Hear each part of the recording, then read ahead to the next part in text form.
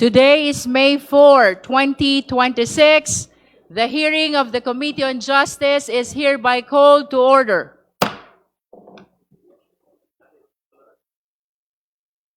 May we solicit the motion to dispense with the calling of the roll. Just for the record, today's hearing is a continuation of our hearing last April 29, 2026. The Honorable Sendanya is recognized. Madam Chair, I move to dispense with the calling of the roll. There is a motion to dispense with the calling of the roll. The same has been seconded. Is there any objection? Hearing none, the motion is approved.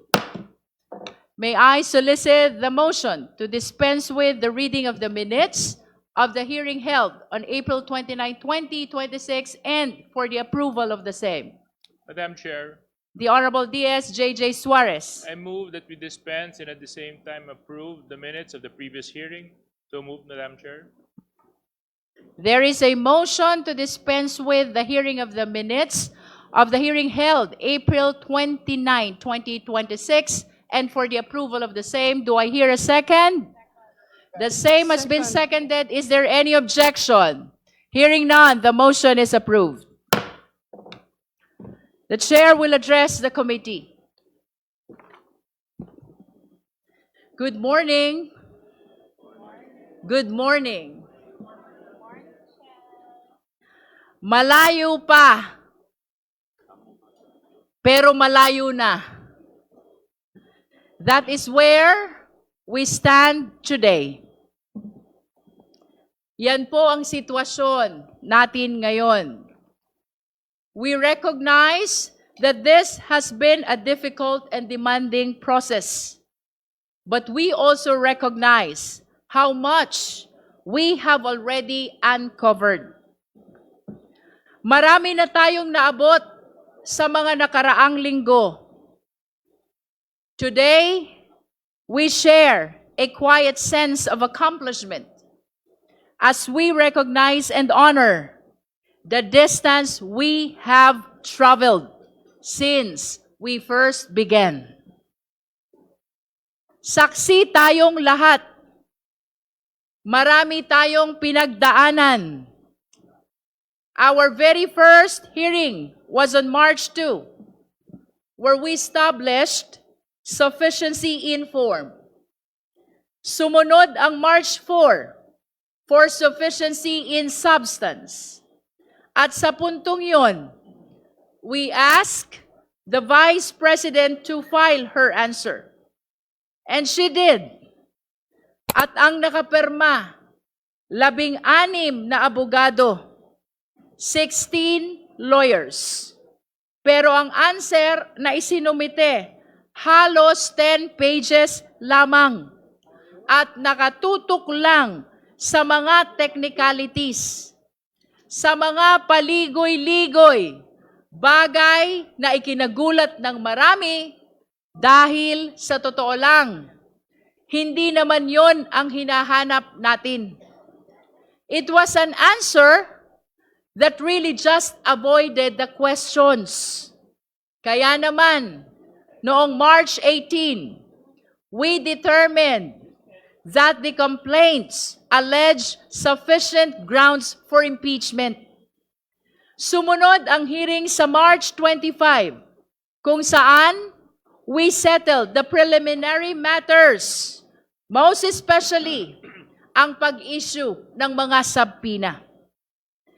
Then came the marathon hearings of April 14, April 22, and April 29.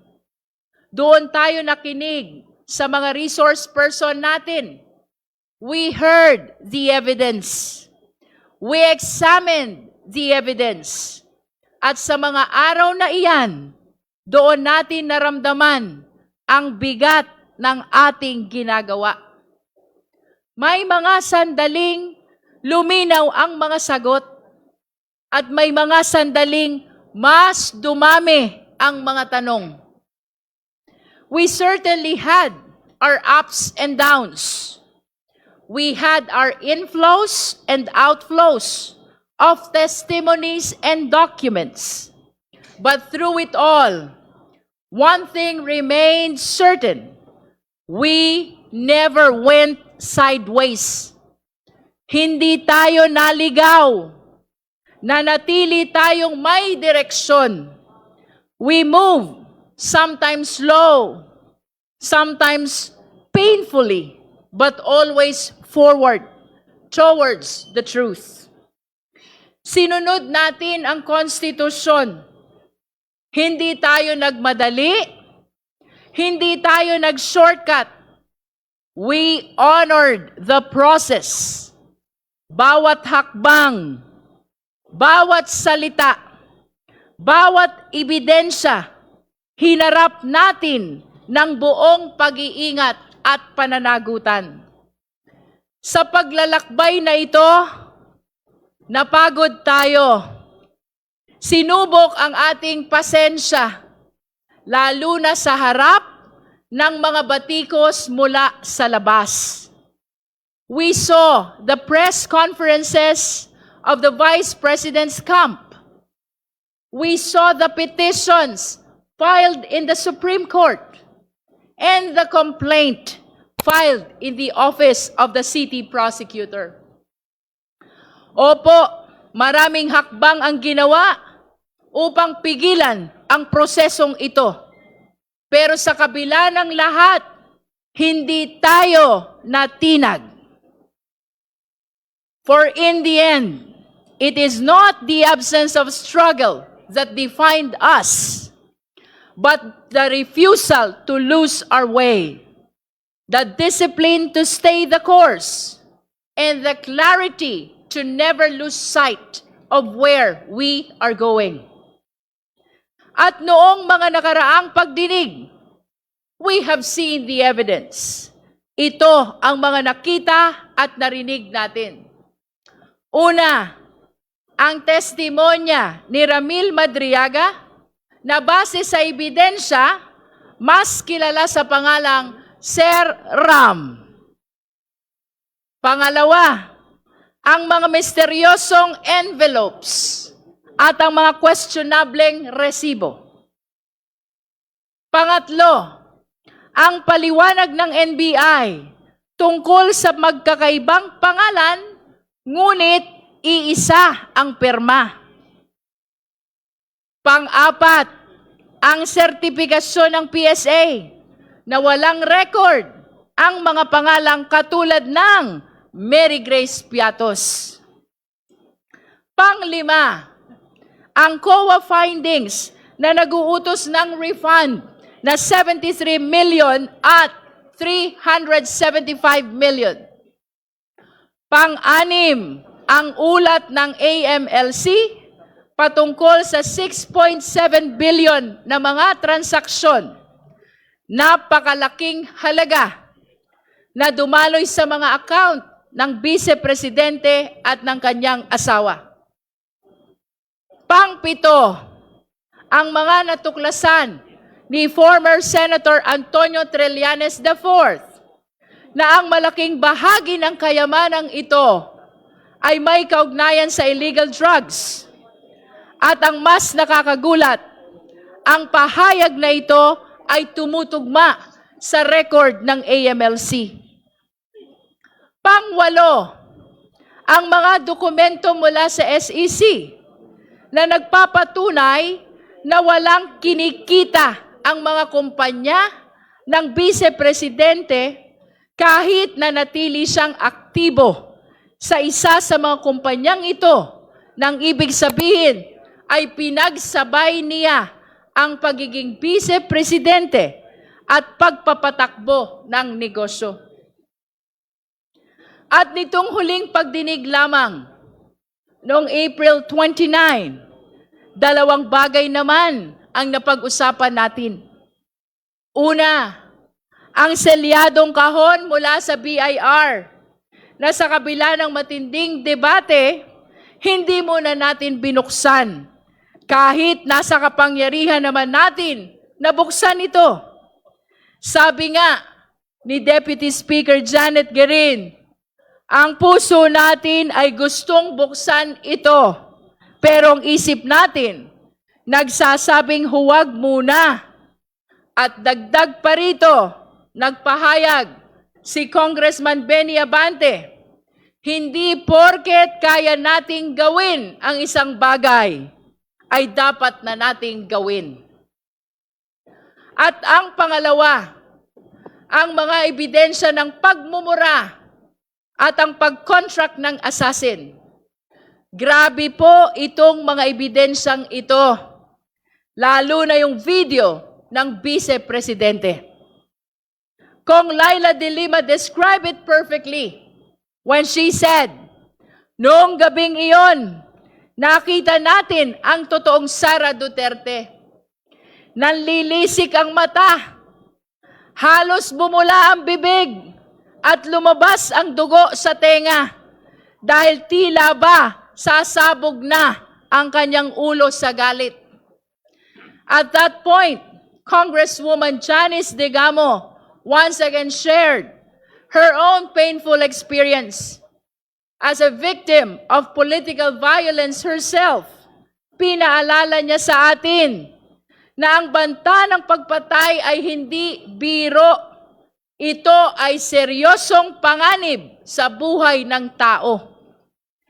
Yan po ang lahat ng natalakay natin at pinag-aralan natin lahat ito. Sinuri ang bawat anggulo, katulad ng paalala ni Congressman Brian Poe noong nakaraang pagdinig. Seryoso ang tungkulin nating ito at dapat tratuhin ito na may kaukulang respeto. At sa gitna ng lahat ng ebidensyang ito, sa kabila ng lahat ng diskusyon natin, may isang bagay na hindi nagbago. Ang upuan, ang bakanteng upuan. Sa bawat ebidensya, walang direktang sagot. Sa bawat tanong, walang paliwanag. Naghintay tayo ng salaysay mula sa Vice Presidente sa ilalim ng panunumpa. Pero ang tanging humarap sa atin ay ang tahimik, ang isang bakanteng upuan. Ngunit mapagtatanto natin na meron na pala tayong hawak na ebidensya mula mismo sa Kanya. Hindi na natin kailangang tumingin pa sa malayo. We already have a sworn statement. Isang sinumpaang salaysay. Ang tagal na palang nandito. Ang kanyang salin. Isang dokumento, siya mismo ang pumirma. Siya ang nanumpa. At siya ang nagsumite. At malinaw ang nakasaad doon. Walang cash o cash deposit. Ngayon, itabi natin ang salin na iyon sa lahat ng ebidensyang ating naipon. Doon lumabas ang tanong na hindi na natin matatakasan. Kapag ang sinumpaang dokumento ay nagsabing zero cash, pero ang official report ay nagpapakita ng bilyon-bilyong transaksyon, saan tayo maniniwala? Kaya naman, noong April 29, the Committee on Justice decided that we have seen enough. No need to extend. No need to give one more chance to someone who refuses to attend. Sabi nga ni Congressman Percy Sendanya, hindi na kailangan ng makeup class ang laging nagkakating class. By a unanimous vote, this committee found probable cause to impeach Vice President Sara Z. Duterte for culpable violation of the Constitution, bribery, graft and corruption, other high crimes, and betrayal of public trust. That brings us to today. Ngayon, May 4, kukumpirmahin natin kung anuman ang mga nangyari noong nakaraan sa pamamagitan ng isang committee report. We are therefore here to finalize the committee report along with the attached resolution setting forth the articles of impeachment. Our task is to approve these documents and transmit everything to the plenary. This is our mandate under the rules. Tayo ang Committee on Justice. Bukod tangi ang committee ito dahil sa buong listahan ng mga komite sa Kongreso, tayo lamang ang tanging binanggit at binigyan ng partikular na mandato ng ating konstitusyon. We were given that name for a reason. Today, we hope we have lived up to that name, Committee on Justice. Para sa hustisya. Sana naibigay natin ang hustisya sa mga complainant. Hustisya sa Vice Presidente sa pamamagitan ng tamang proseso. At higit sa lahat, hustisya sa sambayanang Pilipino. Sana ay panindigan natin ang pangalan ng committee natin. But more than that, I want to take a moment to acknowledge the people behind this work. Hindi biro ang pinagdaanan nating lahat, lalo na ang kapal ng mga dokumentong binasa at sinuri natin. Sa mga resource persons, salamat sa pagharap ninyo dito sa komite. To our colleagues in this committee, thank you so much. Sa ating sekretariat at sa mga staff na hindi nakikita sa kamera, pero sila ang naging pundasyon ng bawat hearing. Maraming salamat sa inyong lahat. And to the Filipino people, maraming salamat po sa inyong pagsubaybay. Ngayon, habang tinitimbang natin ang bigat ng mga susunod nating hakbang at ang mga posibleng pagsubok na haharapin natin, may isang katotohanang dapat nating alalahanin. Hindi tayo magsisimula sa wala. Ang bawat hakbang natin ay hindi na pabalik, kundi padiretso sa katotohanan. Malayo pa, pero malayo na. Mahaba pa po ang tatahakin nating landas patungong plenaryo at patungong Senado. Ngunit hindi na tayo nangangapa. Marami na tayong naungkat. Marami na tayong naisiwalat at hindi natin hahayaang masayang ang lahat ng ito. Kailangang ituloy ang proseso because this is what justice demands. Because only then can we truly achieve accountability. Kapag may public official na nagkaroon ng seryosong paratang, huwag nating baliwalain, huwag nating palampasin. Kapag may kailangang ipaliwanag, huwag tayong titigil hanggat lumabas ang katotohanan. Let us pursue this to its logical conclusion. Otherwise, the cycle of impunity will only repeat. Because we owe it to the next generation of Filipinos to show them that no one, no matter how powerful, no matter the title, is above the law. huwag nating hayaang masanay ang ating bansa sa kultura ng pagkalimot. Because if we let up now, we fail the very Constitution we swore to protect. Let us therefore move forward with heavy hearts but clear minds. If the Vice President is guilty, let the truth convict her. If she is innocent, let the process clear her. But let it be done through the light of justice, not the shadows of silence.